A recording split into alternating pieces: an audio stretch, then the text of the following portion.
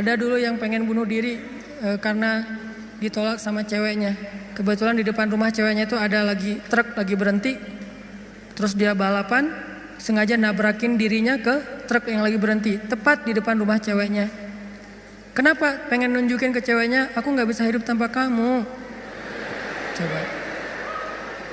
Kenapa bisa kejadian kayak gini? Karena hatinya tidak dikuatkan. Kenapa ada orang yang berkali-kali diputusin, tetap aja datang lagi. Kuat banget tuh hatinya. Berkali-kali diputusin, datang lagi. Bukan datang ke yang lain, datang ke yang sama. Sampai orang yang putusinnya, yang putus asa memutuskan, akhirnya menerima. Nah, di sini berarti bukan soal layak dan tidak, soal siapa yang paling sabar ya. Kan kata Umar bin Khattab, rahasia kemenangan dalam satu pertarungan, ini yang ngomong jawaranya ya, Umar bukan saya.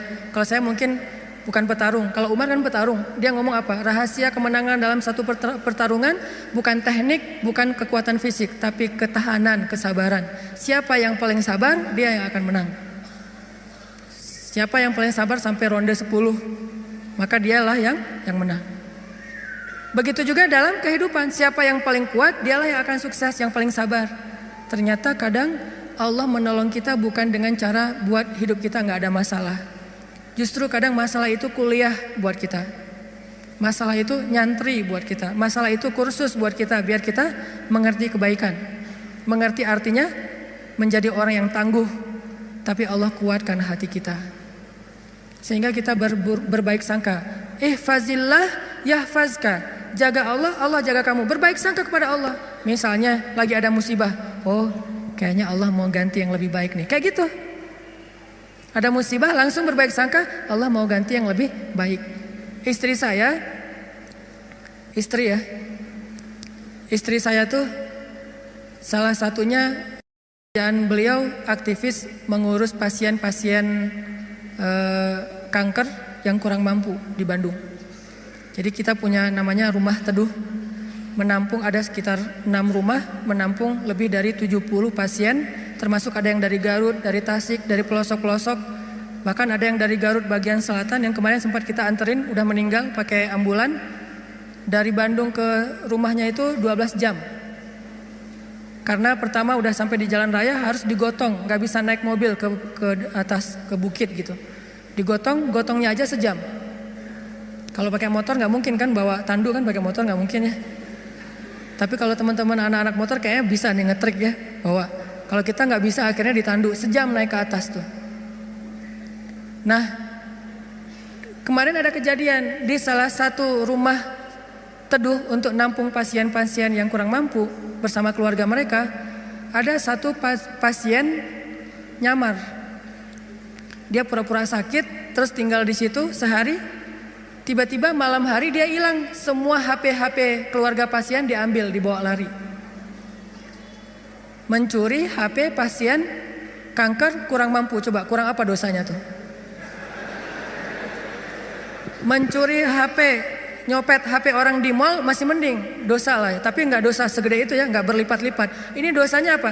Mencopet, mengambil HP keluarga pasien kanker kurang mampu, yang di HP itu satu-satunya alat untuk komunikasi, ngurus pengobatannya. Kita nelpon mereka juga di situ, nelpon dokter lewat HP itu, diambil sama dia. Hilang sekitar 5 HP, 5 pasien. Langsung kita coba snapgram di sosial media. Dalam hitungan jam Allah ganti HP yang lebih bagus, jumlahnya 2 kali lipat. Itu juga kita stop, kalau enggak mungkin 10 kali lipat jumlahnya, bisa jualan HP itu. Kita taruh Instastory, kita butuh HP nih, ada 5 pasien kita yang kehilangan HP dalam satu musibah, mudah-mudahan Allah ganti yang lebih baik. Ternyata langsung pada ngejapri, saya ganti. Bukan HP bekas, HP baru yang harganya mungkin lebih mahal berkali-kali lipat dari yang hilang. Dan jumlahnya berkali lipat dari yang hilang. Hilang 5, yang udah terkumpul dalam hitungan 1 jam 10. Itu langsung kita stop, kalau enggak bisa 100 tuh. Lumayan kan, bisa buka lapak lagi tuh. Nah ternyata benar, kalau kita berprasangka baik ke Allah, akhirnya mereka pas dikasih HP yang baru bingung, Pak ini gimana cara memakainya nih? Karena HP yang mereka selama ini kan yang HP hitam putih yang agak gede yang bisa ngelemparin maling ya. Sekarang HP-nya slim, warna, bisa selfie, Mudah-mudahan sih nggak sibuk selfie ya. Nah alhamdulillah dikasih yang lebih baik. Coba berprasangka aja sama Allah. Dan itu mudah banget bagi Allah. Saya juga pernah hilang HP. Malam-malam mau ada acara tahajud bareng. Bangun tidur karena udah telat bangunnya. Acara tahajud jam 2, saya bangun di rumah jam 2. Kan telat banget tuh berangkat ke tempat masjidnya setengah jam paling cepat. Akhirnya karena panik saya ambil HP jatuh. Pas jatuhnya itu bagian layarnya langsung pecah, gak bisa lagi dipakai digit. Wah HP saya hilang, langsung doa Allahumma ajurni fi musibati wa akhlif li khairam minha. Ya Allah beri saya pahala dalam musibah saya, beri saya ganti yang lebih baik darinya. Waktu itu HP saya HP harga 2 juta.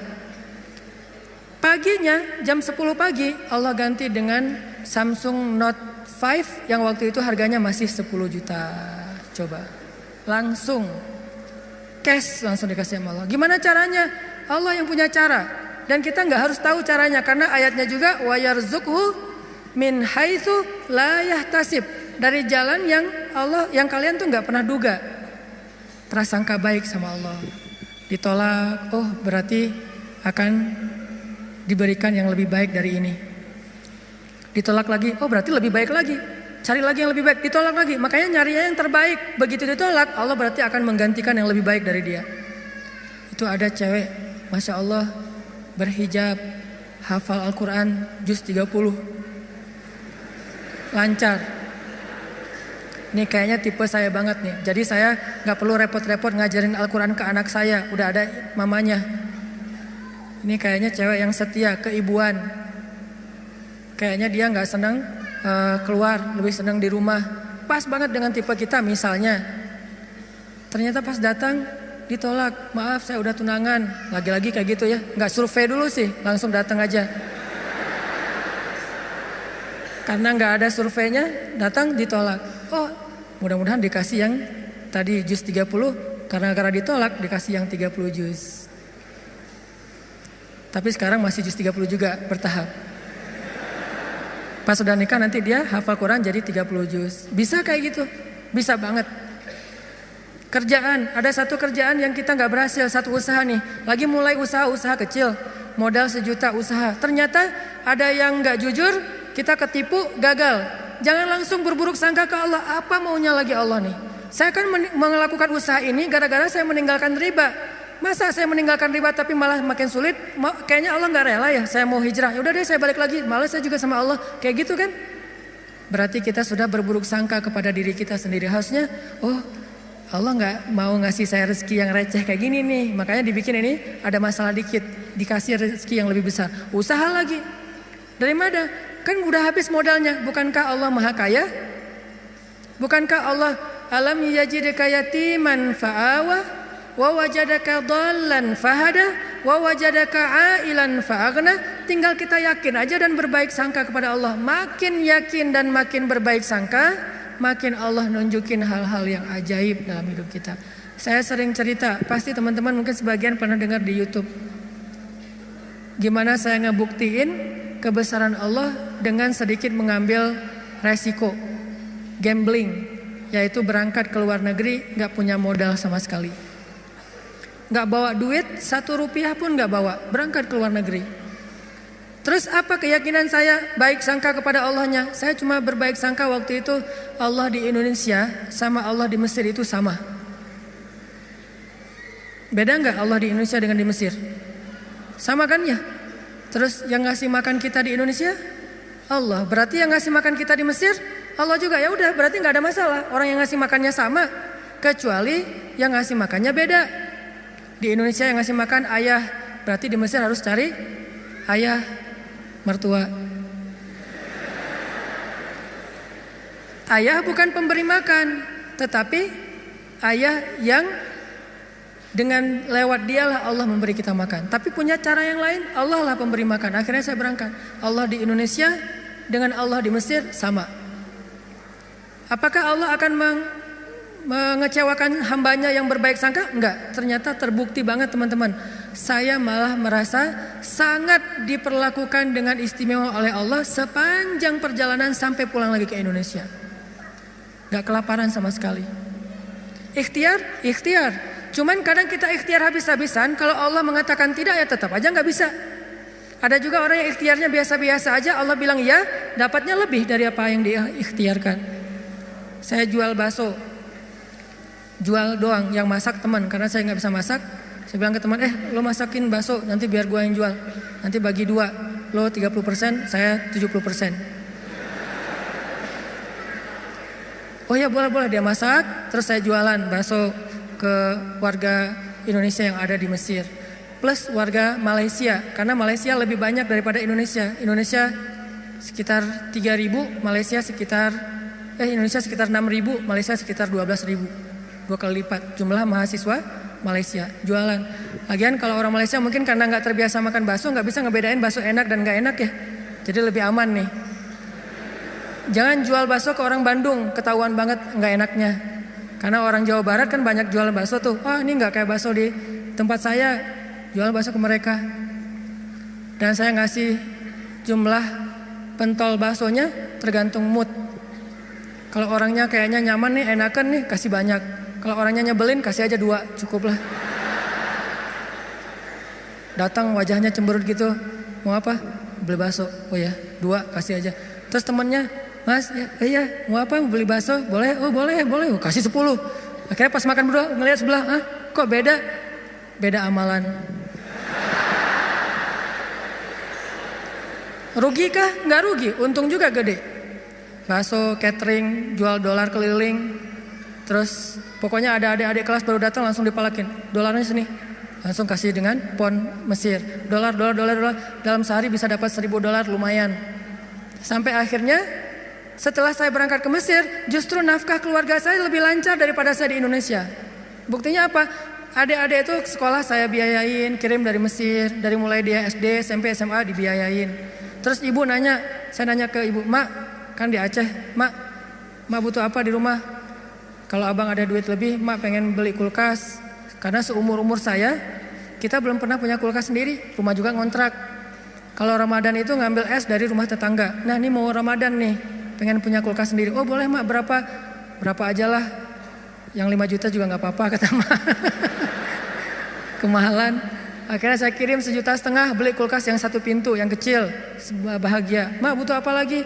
Ya ini adik-adik baju lebaran belum dibeli, kirim baju lebaran. Mak butuh apa lagi? Ini uang kontrakan bulan ini belum bayar, kirim. Ternyata benar kalau kita berbaik sangka ke Allah sekali, Allah akan ngebalasnya minimal 10 kali. Sampai menikah di sana, punya anak di sana, pulang ke Indonesia. Saya sering gambling dengan cara berbaik sangka kepada Allah. Tapi jangan gambling sesuatu yang Allah gak janjikan ya.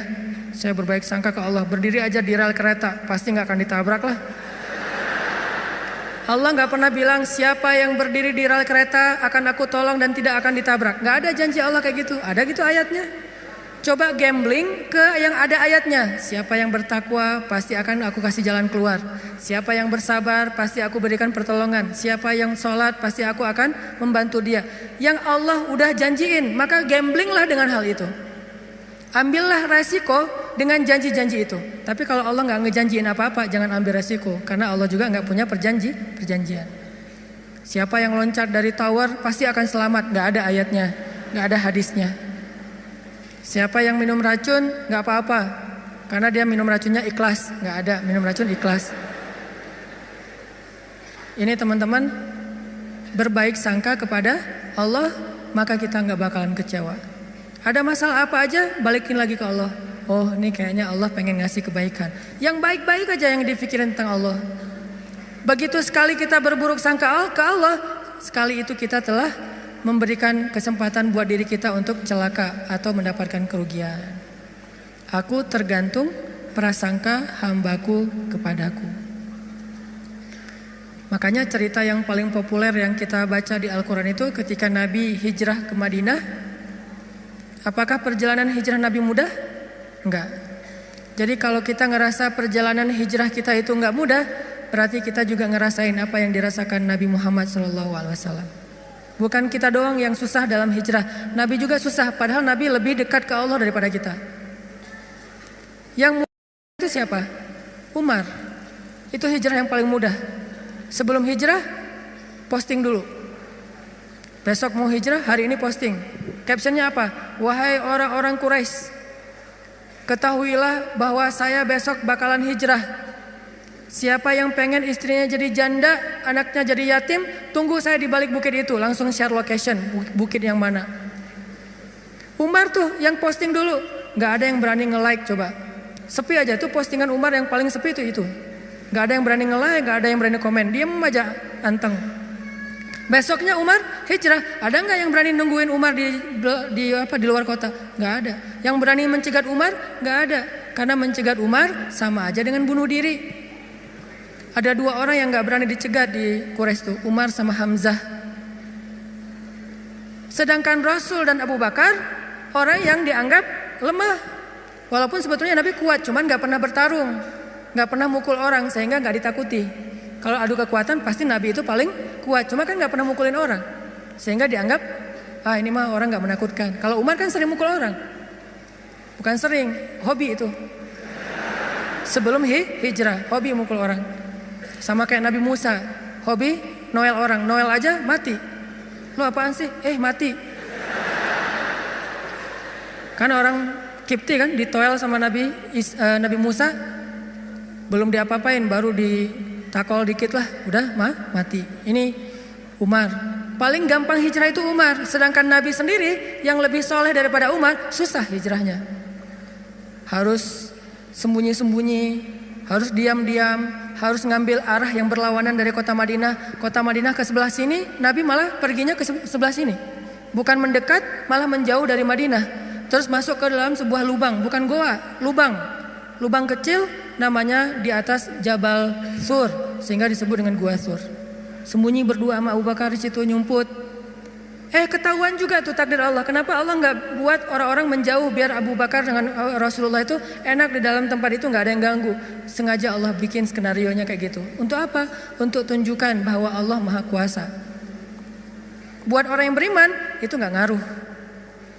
Mau kayak gimana juga sulitnya nggak ngaruh. Yang penting Allah ridho, itu aja yang penting. Yang penting Allah bersama kita. Cuma itu yang penting. Sehingga akhirnya ketika orang-orang berada tepat di mulut gua, itu jarak Nabi sama musuhnya itu cuma hitungan jengkal loh. Setengah lutut mereka, setengah kaki mereka itu udah kelihatan sama Nabi kayak gini nih. Tepat di depan Nabi. Sampai Abu Bakar berbisik ke Rasulullah, "Ya Rasulullah, kalau mereka ngelihat ke bawah, pasti mereka akan menemukan kita. Gimana nih? Abu Bakar yang khawatir. Abu Bakar yang takut. Bukan takut dan khawatir terhadap keselamatan dirinya, tapi khawatir terhadap keselamatan kekasihnya Rasulullah SAW. Saking sayangnya Abu Bakar kepada Rasul. "Ya Rasulullah, gimana nih? Apa kata Rasulullah? "Ya Abu Bakar." Lembut Nabi ngomongnya. "Ya Abu Bakar, ma dhannuka bisnain? Allahu salisuhuma." Ya Abu Bakar, kenapa kamu mikir kita berdua doang? Bukankah Allah yang ketiga? Jadi kalau kita merasa sendiri, kenapa kita berpikir kita sendiri? Bukankah Allah yang kedua? Kalau kita merasa sedikit, kenapa kita berpikir sedikit? Bukankah Allah itu punya banyak pasukan yang diturunkan dalam perang Badar, perang Ahzab dan yang lainnya? Ma dhannuka bisnain? Allahu salisuhuma. Kenapa kamu mikir cuma berdua padahal Allah yang ketiga? La tahzan, innallaha ma'ana. Jangan khawatir ya Abu Bakar, Allah bersama kita. Setelah Rasulullah ngomong kayak gitu, apa yang terjadi? Apakah musuh kemudian menemukan mereka? Tidak. Gimana cara Allah memalingkan mereka? Allah palingkan hati dan pikiran musuh. Gak kepikiran ngelihat ke bawah, gak pengen juga ngelihat ke bawah. Ini cara Allah nih.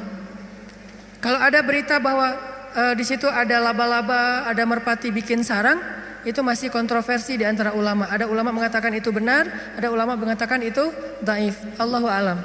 Tapi yang pasti Allah memalingkan mata, pikiran dan hati musuh dari melihat ke arah Rasul dan Abu Bakar. Itulah pertolongan Allah.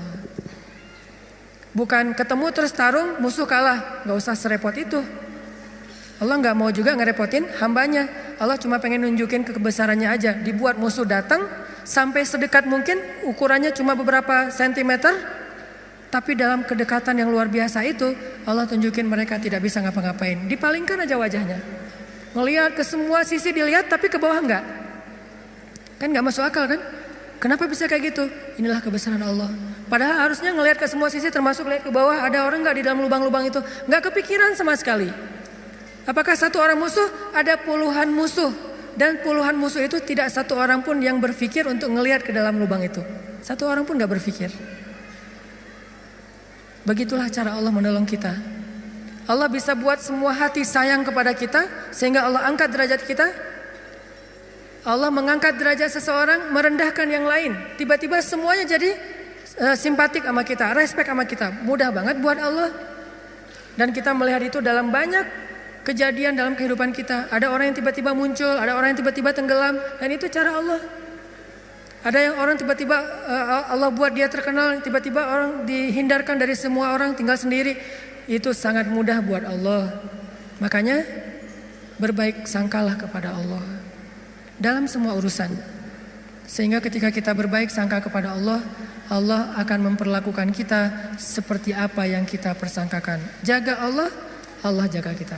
Itu satu. Hari ini dua aja nih. Gimana maksud jaga Allah sehingga Allah jaga kita? Satu, berbaik sangka. Kedua, arti jaga Allah, Allah jaga kita ada di Al-Baqarah. Fadhkuruni azkurkum.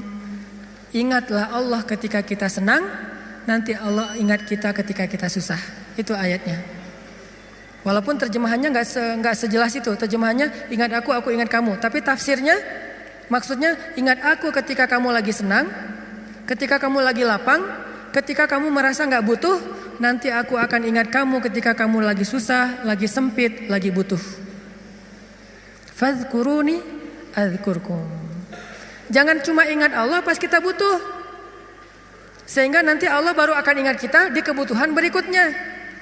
Karena Allah membalas perbuatan kita, bukan langsung waktu itu. Jadi kalau kita mau ditolong ketika susah, jadilah orang yang selalu mengingat Allah ketika kita senang. Lagi gak ada masalah nih, tetap ingat Allah. Gimana ingat Allah ketika kita lagi senang? Bersyukur. Ketika dapat nikmat, alhamdulillah ini nikmat dari Allah.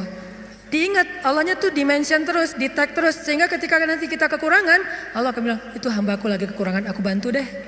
Karena ketika aku kasih dia nikmat, dia ingat aku. Begitu dia punya masalah, aku akan ingat dia.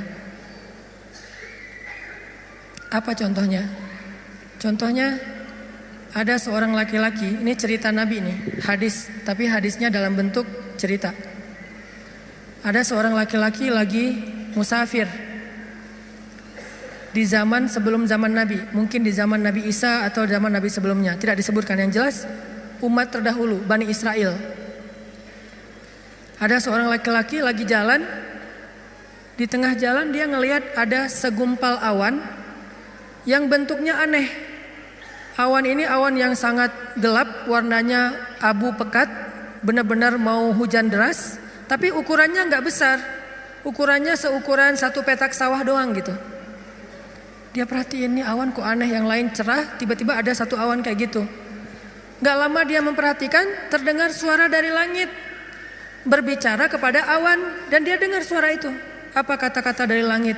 Ya ghamam, iski mazra'ata fulan bin fulan. Wahai awan, turunkanlah hujanmu ke sawah fulan bin fulan. Fulan bin fulan ini disebutkan namanya. Wahai awan, turunkanlah airmu ke sawahnya fulan bin fulan. Setelah suara ini berbunyi, awan itu pun berarak, dibawa oleh angin. Berarak, laki-laki ini memperhatikan dan ngikutin.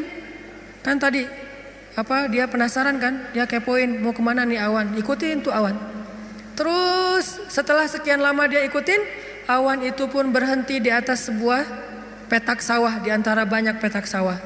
Jadi ada persawahan, awan itu berhenti di salah satu petak sawah. Tiba-tiba turun hujan lokal, cuman di petak sawah itu aja, yang lain tetap kering, yang itu basah. Ini di tengah musim kemarau, ada awan yang turun hujannya cuma di satu petak sawah. Diperhatiin, aneh juga nih hujan lokalnya. Sampai akhirnya awannya hilang, hujannya reda. Setelah itu muncul seorang laki-laki dari petani yang datang ke sawah itu berteriak, Allahu Akbar, Allahu Akbar, Alhamdulillah, Alhamdulillah. Kemudian laki-laki musafir ini pun mendekat. Dia tanya, Pak, ini sawah punya siapa? Kata laki-laki itu, punya saya, alhamdulillah Allah kasih air. Terus laki-laki ini bertanya, Bapak namanya siapa? Dia sebutkan namanya seperti nama yang didengar tadi di langit. berilah air ke dalam sawah Fulan bin Fulan. Nama saya Fulan bin Fulan. Masya Allah, ternyata orang inilah yang dimention dari langit tadi tuh kepada awan. Terus musafir ini bertanya, Pak, dia cerita kejadiannya. Tadi saya ngelihat awan, mendengar suara dari langit, lalu awan itu menurunkan hujan hanya di petak sawah Bapak. Apa yang Bapak lakukan sehingga Allah mengistimewakan Bapak? Kenapa Allah memberikan air hanya ke sawah Bapak sementara yang lain tetap gersang? Apa yang Bapak lakukan? Kata laki-laki ini, kalau saya habis panen, dapat nikmat nih, panen raya. Kalau saya lagi panen, saya selalu membagi harta saya menjadi 3 bagian. 1 bagian saya berikan kepada fakir miskin sebagai bentuk syukur. Ingat Allah berarti. 1 bagian lagi saya berikan kepada keluarga saya sebagai kewajiban, nafkah. Dan 1 bagian lagi saya jadikan sebagai modal untuk membeli benih-benih berikutnya. Diputar lagi tuh uang. Ternyata Allah ridho dengan apa yang dia lakukan. Dialah orang yang ketika senang ingat Allah, gak lupa sama Allah. Sehingga ketika dia susah, musim kemarau, musim kering, gak ada hujan, Allah ingat dia. Begitulah Nabi berkisah tentang laki-laki ini. Tentang bab syukur di dalam banyak cerita-cerita ulama. Berarti maksud dari menjaga Allah, Allah jaga kita adalah bersyukur kepada Allah. Ingat Allah ketika kita senang, ketika kita sehat. Nanti Allah juga akan ingat kita ketika kita susah, ketika kita sakit. Minimal ingatnya dalam bentuk Alhamdulillah, ini anugerah dari Allah. Alhamdulillah, ini karunia dari Allah. Jangan lupa. Sehingga kalau kita dapat nikmat, jangan bangga diri dulu, jangan besar kepala dulu, tapi mention Allah dulu. Alhamdulillah, ini nikmat dari Allah. Sehingga nanti kalau kita butuh Allah, Allah akan ingat kita. Dan itu berlaku dalam semua masalah kehidupan kita. Satu cerita lagi, gimana Allah ingat hambanya yang ketika normal ingat Allah. Cerita yang populer tentang 3 orang yang terkurung di dalam gua. Gimana mereka bisa selamat? Lagi jalan touring, tiba-tiba badai, masuk ke dalam gua berlindung. Karena badai akhirnya terkurunglah di dalam gua. Lagi touring tuh. Bahkan mungkin motornya ketinggalan di luar. Karena tadi pas buru-buru ya masuk ke dalam gua, motornya ditaruh di luar, terus mereka longsor. Gimana 3 orang ini bisa selamat dari kurungan gua? Dengan berdoa, ya Allah, dulu saya kayak gini. 1, berbakti kepada ibu. 2, tidak menzolimi pekerja. Yang 3, meninggalkan zina gara-gara takut kepada Allah. Artinya dulu pernah berbuat baik ketika dalam keadaan normal, beramal soleh. Nanti ketika mereka susah, amal soleh mereka dulu itulah yang akan menjadi wasilah Allah menolong mereka. Jadi jangan beramal soleh, rajin sholat, rajin ke masjid, rajin tilawah pas lagi ada masalah doang. Justru pas lagi normal kayak gini nih, kelihatan ikhlasnya. Kalau lagi ada masalah kan ada maunya tuh, bukan ikhlas ya. Walaupun Allah menghargai, tetap itu kebaikan, gak akan disia-siakan. Cuman mau lebih keren, jangan pas lagi ada masalah doang. Pas lagi normal, kayak lagi gak merasa butuh sama Allah, tetap rajin ke masjid, tetap sholat tepat waktu, tetap mengingat Allah, tetap membaca Al-Quran, tetap membantu orang lain, tetap berbakti kepada orang tua. Sehingga kalau kita ingat Allah ketika kita lagi normal, lagi susah, lagi suka, lagi lapang, nanti Allah Subhanahu wa Ta'ala akan mengingat kita ketika kita lagi susah dan lagi sempit. Itulah yang terjadi dalam banyak kisah-kisah yang diceritakan oleh Nabi. Mudah-mudahan ini bisa jadi booster buat kita teman-teman. Kesimpulannya satu-satunya berbuat baik atau habis-habisan yang gak bakalan dikecewain itu adalah habis-habisan kepada Allah. PDKT yang gak bakalan kecewa itu PDKT-nya kepada Allah. Telepon yang gak bakalan di-reject itu telepon Allah. Japri yang gak bakalan diantepin, japri ke Allah satu-satunya. Kalau yang lain bisa aja kita dicuekin. Kenapa? Mungkin dia sibuk, mungkin dia lupa, mungkin. Tapi kalau Allah enggak. Kedua, maka dari itu coba kita jaga hubungan kita dengan Allah. Siapa yang menjaga Allah, Allah jaga dia. 1, arti menjaga Allah adalah berbaik sangka kepada Allah. Allah juga akan berbaik sangka kepada dia. 2, ingat Allah ketika kita senang, nanti Allah akan ingat kita ketika kita susah. Ketiga, sebagai penutup, arti berbaik sangka kepada Allah. Allah berbaik sangka kepada jaga Allah, Allah jaga kita. Sedikit lagi ini penting. Ridholah dengan nikmat yang sedikit, maka Allah akan ridho dengan amal yang sedikit. Memangnya amal kita banyak. Man radhiya bil qalil, kata Nabi, radhiyallahu bi qalilim min amalih. Siapa yang ridho dengan nikmat Allah yang sedikit, menurut dia sedikit, maka nanti Allah juga akan ridho dengan amalnya yang sedikit. Salat kita yang pas-pasan, ibadah kita yang pas-pasan, tilawah kita yang pas-pasan, Allah ridho. Kenapa Allah ridho? Padahal cuma pas-pasan, karena kita juga ridho dengan nikmat Allah di dalam kehidupan kita yang kadang menurut kita sedikit, padahal sesungguhnya banyak. Mudah-mudahan ini jadi penyemangat buat kita untuk terus mendekat kepada Allah Subhanahu Wa Taala. Jangan kecewain Allah, maka Allah gak bakalan ngecewain kita. Kenyataannya sering kita ngecewain Allah, Allah juga belum ngecewain kita. Tapi Allah punya batasan. Kalau kita terus-terusan kayak gitu, nanti akan datang janji Allah membalas suatu keburukan sesuai dengan perbuatan yang buruk itu. Nauzubillahi min dzalik. Barakallahu li wa lakum. Wassalamualaikum warahmatullahi wabarakatuh.